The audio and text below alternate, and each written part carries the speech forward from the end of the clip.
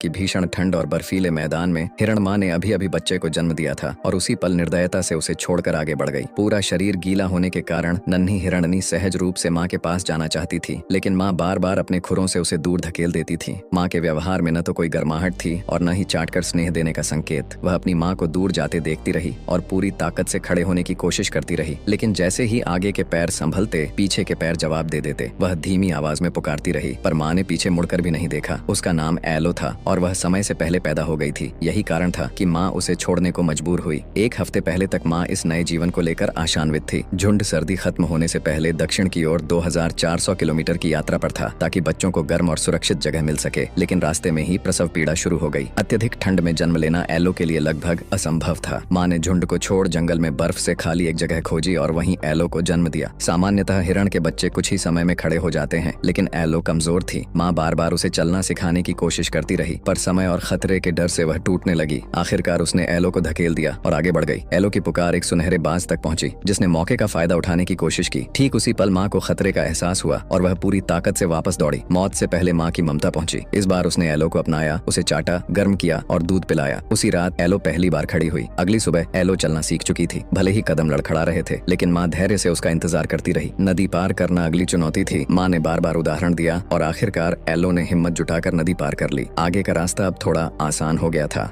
0 से 40